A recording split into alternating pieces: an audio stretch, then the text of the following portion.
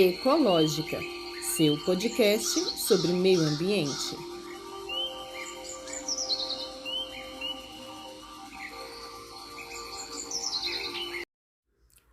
Olá, sou Tatiane Costa e este podcast irá explicar, conversar, debater e te atualizar sobre todas as questões acerca do meio ambiente. Sejam todos bem-vindos e bem-vindas. Meio Ambiente em Pauta, um quadro do podcast Ecológica que traz as últimas da área ambiental.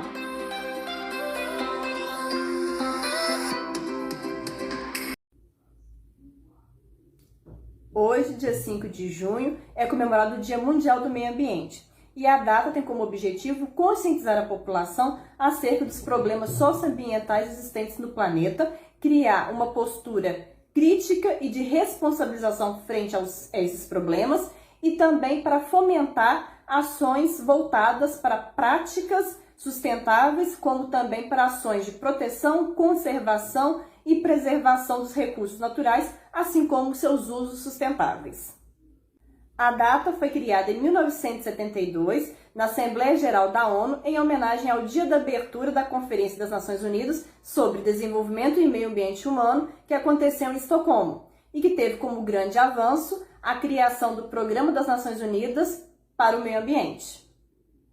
E nesse ano de 2022, a Suécia sediará o Dia Mundial do Meio Ambiente com o tema Uma Só Terra, cujo foco é a vida sustentável em harmonia com o meio ambiente. E o dia de hoje nos inspira reflexão, conscientização e crítica. Diante disso, eu apresento então alguns questionamentos para refletirmos. Na verdade, eu apresento uma pergunta, uma única pergunta da qual se origina e se deriva todos os questionamentos. E o questionamento central é o seguinte: até onde vai a ganância do ser humano? Essa é a pergunta central. E todas as demais se derivam dela. Como, por exemplo, o que vale para ter, sei lá, dinheiro, poder, sucesso? Vale, compensa, é aceitável que povos tradicionais percam seus territórios, suas identidades? Que sejam dizimados, sejam por epidemia, seja por conflitos? É aceitável que esses povos sejam sujeitados à degradação social, como sequestro de crianças, como prostituição? Vale, compensa, é aceitável que uma empresa faça cálculos de quanto irá indenizar para cada família por rompimento de barragem assim que toma conhecimento sobre o risco iminente de rompimento de uma barragem? Vale, é aceitável que diante dessa informação a única coisa que essa empresa faça é um cálculo para saber quanto terá de pagar para indenizar as famílias no caso dessa barragem vir a romper?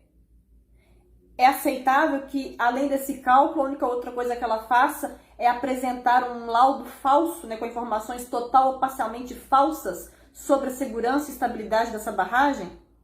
É aceitável isso? É normal?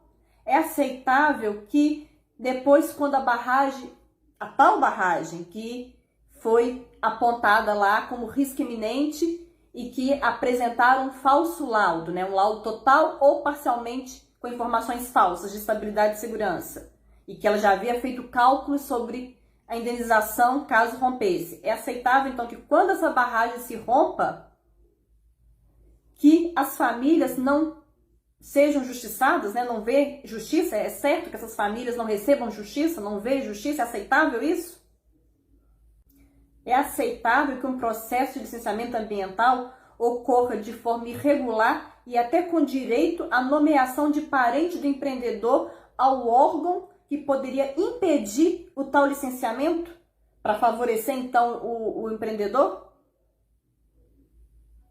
Porque se o parente do empreendedor está ocupando um cargo num órgão que poderia barrar o licenciamento, será que esse parente irá contra os interesses da empresa, cujo um dos sócios tem laços sanguíneos familiares com ele? Vale a pena isso? Compensa? É aceitável? É aceitável que a segurança hídrica de vários municípios seja ignorada? Que o abastecimento de água para várias populações seja ameaçado? Bom, para quem não sabe do que eu estou falando, eu vou contar algumas histórias para vocês aqui, para vocês entenderem do que eu estou falando. E a primeira história que eu vou contar é sobre as constantes invasões a terras indígenas e quilombolas que aconteceram e ainda acontecem, como, por exemplo, a Terra do Povo Paracanã, homologada em 2007 e uma das mais invadidas e desmatadas da Amazônia, e que nesse ano de 2022, em maio, estava sob ameaça de ataques de grileiros às aldeias. Segundo reportagem da Folha de São Paulo, na segunda-feira, 16 de maio, chegou relatos de que homens não indígenas, montados em cavalos, cercaram ao menos uma aldeia recém-aberta, Paracanã, instaurando um estado de terror e de medo entre os indígenas. A segunda história é o rompimento da barragem da mina do Córrego do Feijão em Brumadinho, ocorrido no dia 25 de janeiro de 2019. A referida barragem, ela já apresentava sinais de instabilidade. No entanto, segundo uma reportagem da Folha, o que a empresa fez? Ela estimou em outubro de 2018 quanto custaria, quantas pessoas morreriam e quais possíveis causas de um eventual colapso na estrutura da barragem de Brumadinho, a mesma que rompeu no dia 25 de janeiro de 2019, matando mais de 200 pessoas.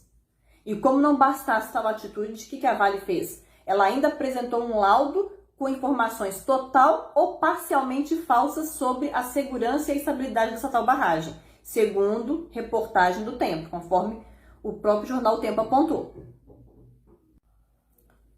E a terceira história é a mineração na Serra do Curral. A Tamisa pretende minerar a serra, que constitui um importante elemento de manutenção do equilíbrio climático para o município de Belo Horizonte. Abriga diversas nascentes e aquíferos, desempenhando um papel primordial para o abastecimento de Belo Horizonte e região metropolitana, é onde passa a adutora da Copasa, além de ter relevância histórica, cultural, paisagística e socioambiental para Belo Horizonte, região metropolitana e também para o estado de Minas Gerais. E para conseguir que esse licenciamento fosse aprovado, que esse projeto minerário fosse aprovado, a Tamisa modificou a área do projeto, pois a empresa havia dado entrada no licenciamento ambiental desse complexo minerário, Taquaril, em 2014. E o EIA desse primeiro licenciamento, ele mostra que a área a ser explorada pela Tamisa era muito maior do que a área atual, porque no novo licenciamento, a Tamisa fez um novo EIA. Então, nós temos dois EIAs. Tem o EIA do primeiro processo de licenciamento ambiental em 2014, onde consta uma área de exploração muito maior, e um segundo EIA com uma área menor. Então, o quê? Com certeza, essa área maior do primeiro EIA dificultaria a obtenção da licença. E deve ser por isso mesmo que o processo foi arquivado em 2019. Quando a empresa dá entrada a um novo processo, um novo pedido de licenciamento ambiental com outro EIA, que é esse atual, com uma área menor de exploração. Esse atual que inclusive foi aprovado para ter licença prévia e de instalação para a fase 1 e licença prévia para a fase 2 naquela reunião do Copan. Então, o EIA apresentado em 2019... foi o EIA que conseguiu, foi o processo, o EIA, que conseguiu a aprovação. Então, é isso. Foi a primeira coisa, a primeira manobra da Tamisa, da empresa, foi essa.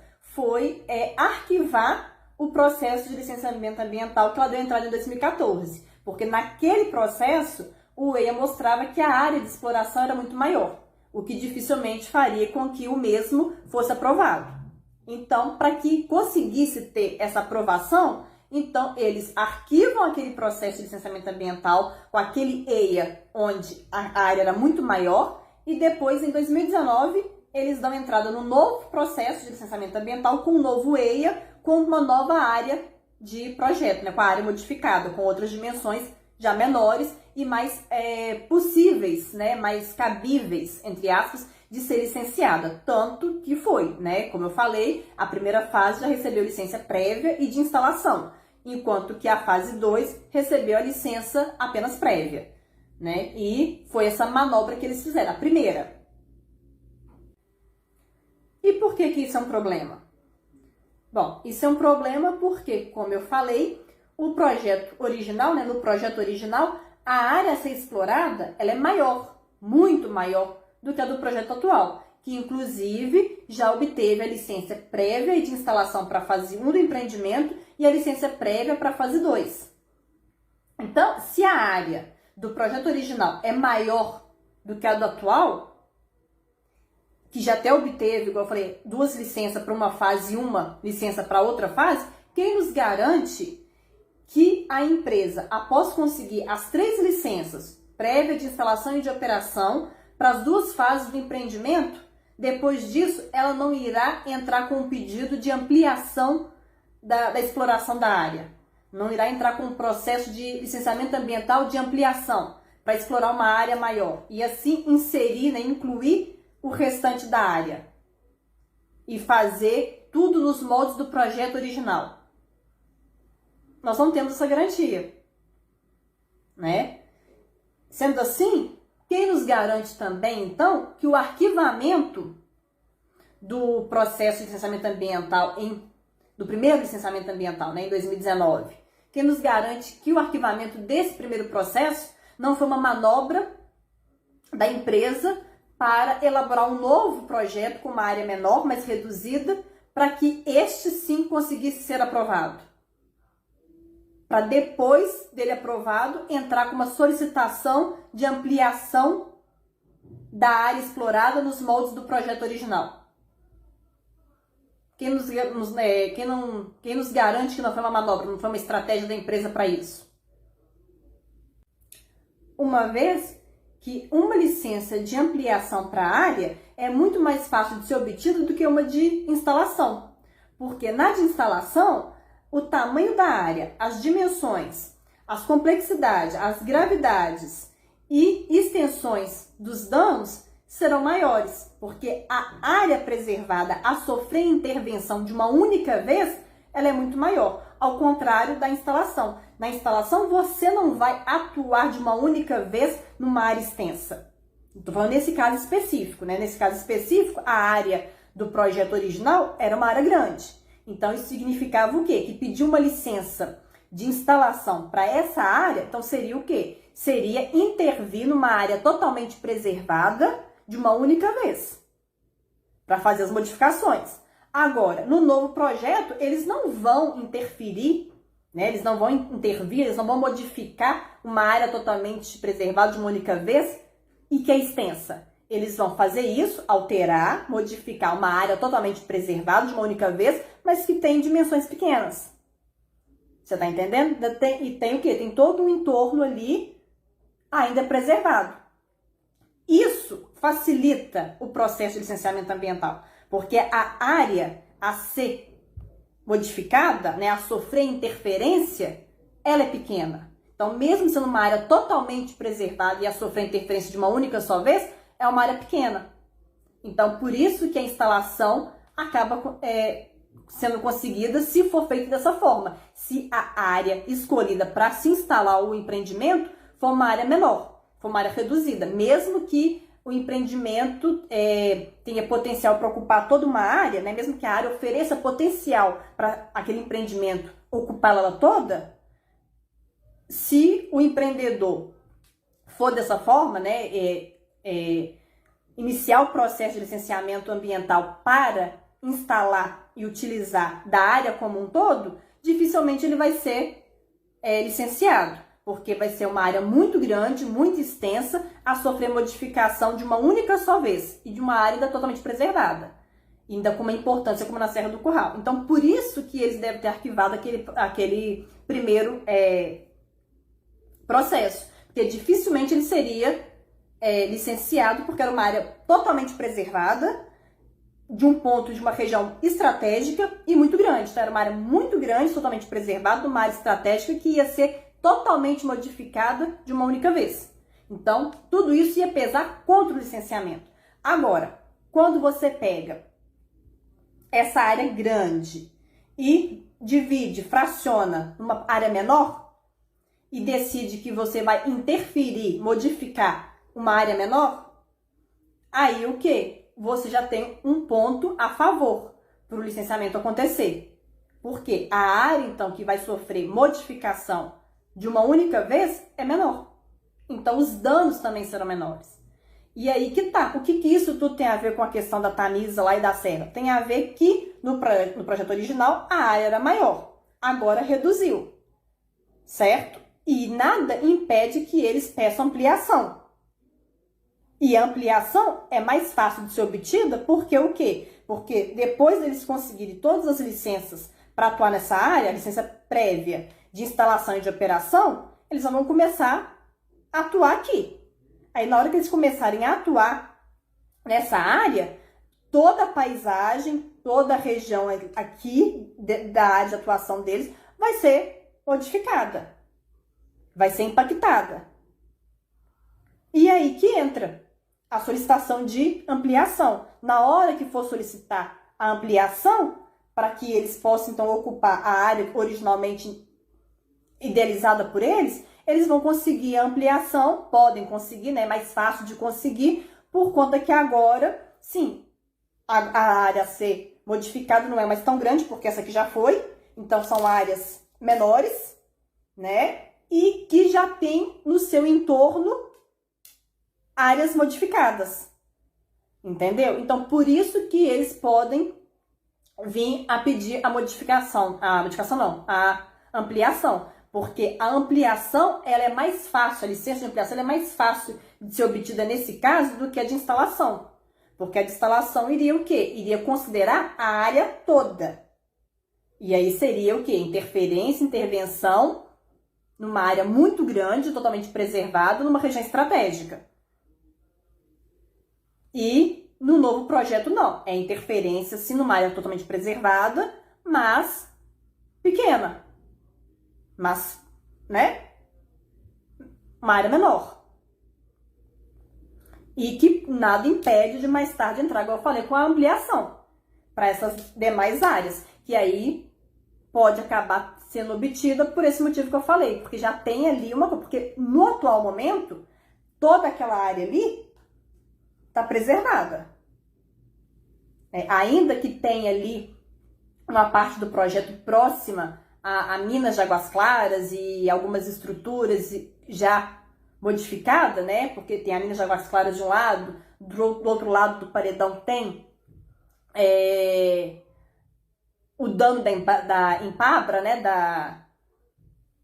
O jeito, né? O que ficou da mineração da Empabra, ainda assim, se for olhar a área como um todo, ainda tem muito mais áreas preservadas do que modificadas naquele trecho onde eles estão querendo, ainda mais na fazenda Ana da Cruz, que é onde vai concentrar a maior parte das infraestruturas. Então ali tá realmente, se fazer um sobrevoo, ele vai ver que o redor, o entorno daquela área, todo está preservado.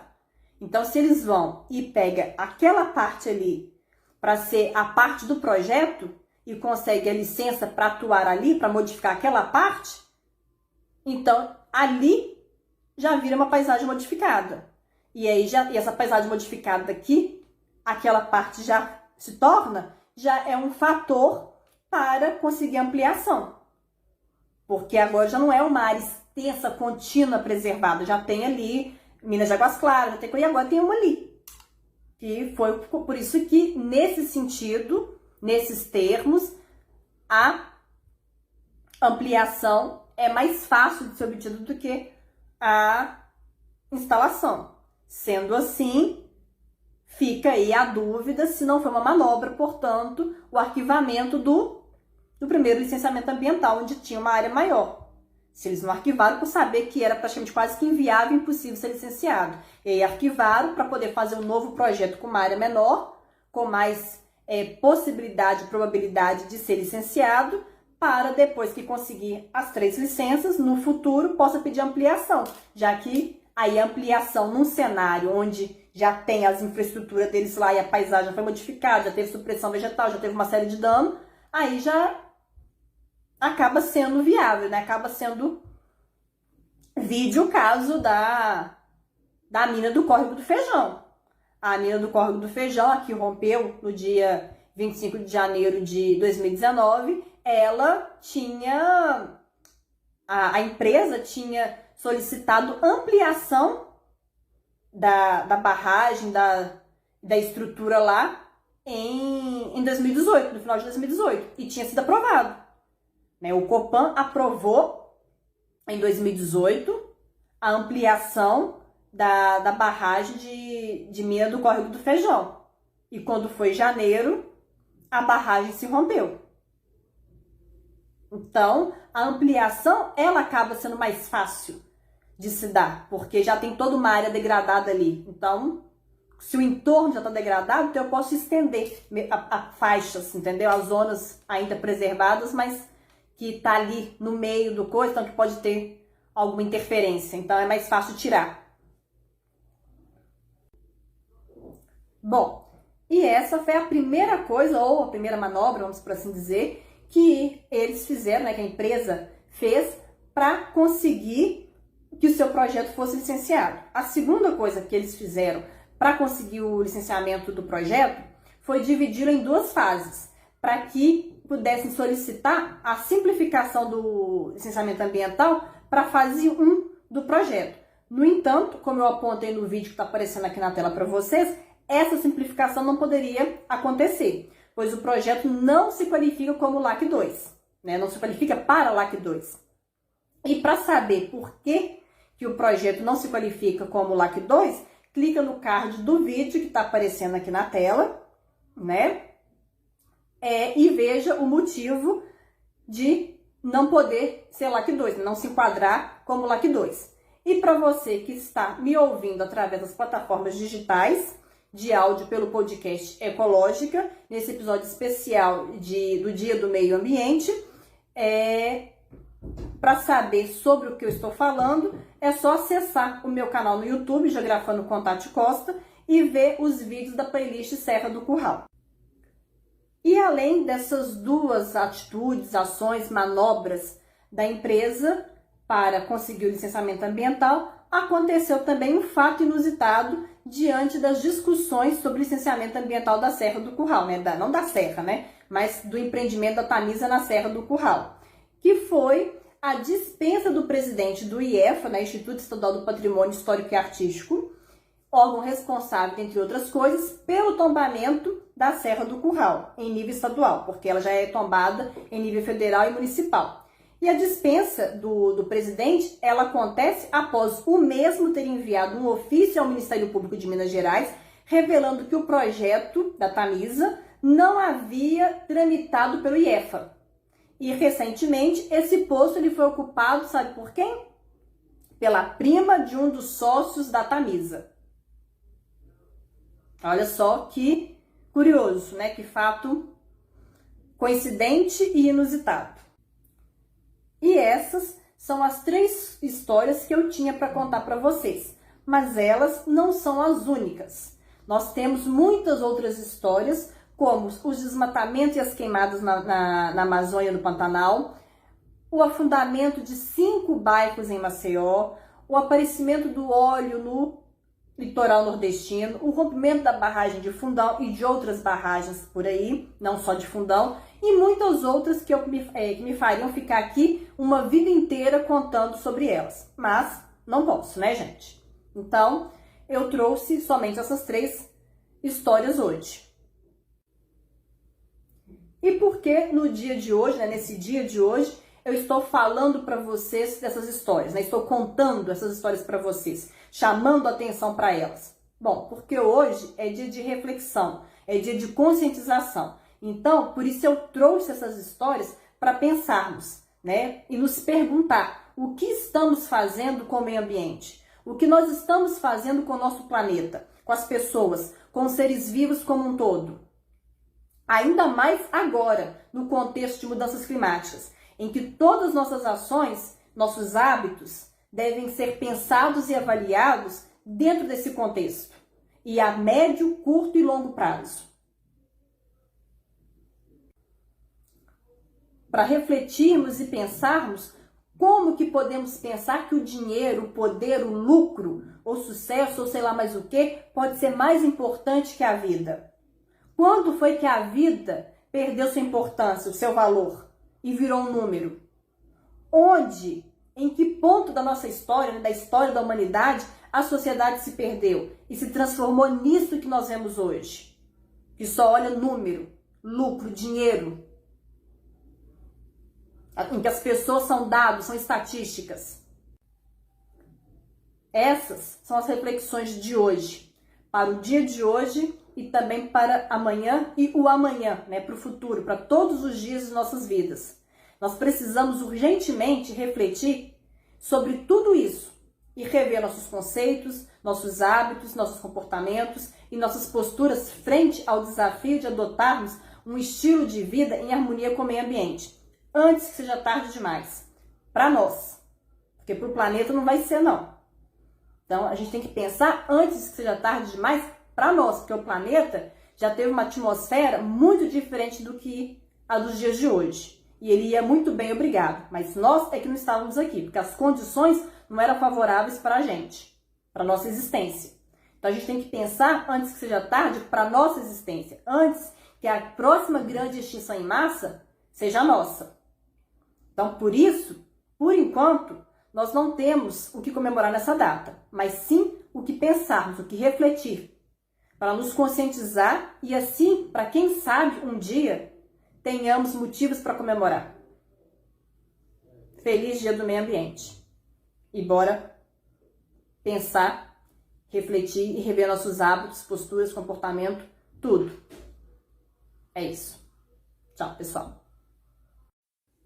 E agora, um adendo para vocês que ouviram pelas plataformas de áudio digitais o episódio bônus da segunda temporada do podcast Ecológica, o episódio especial do Dia Mundial do Meio Ambiente.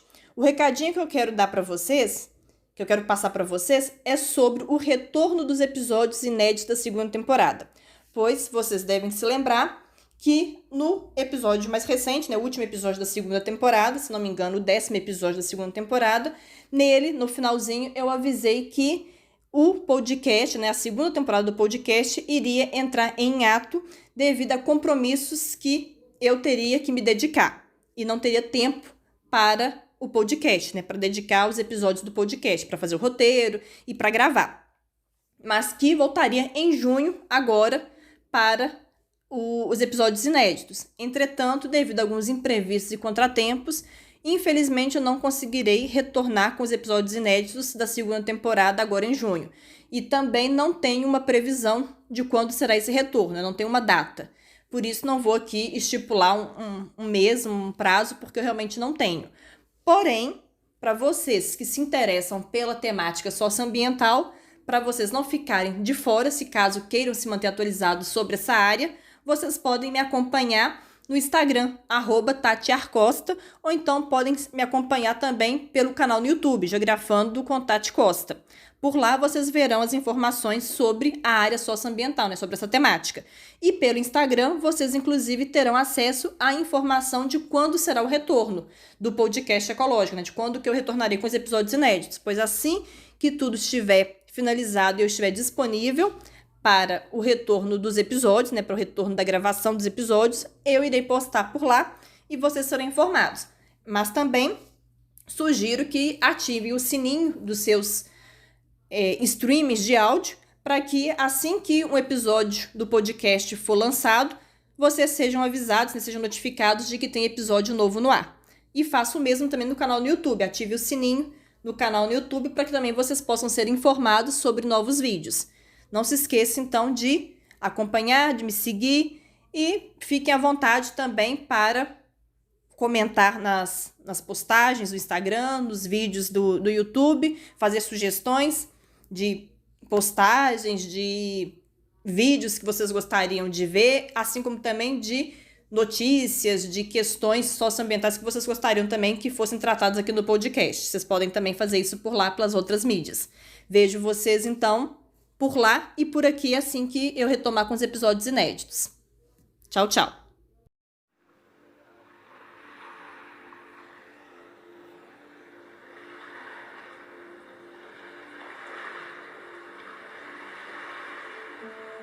Ecológica, seu podcast sobre meio ambiente.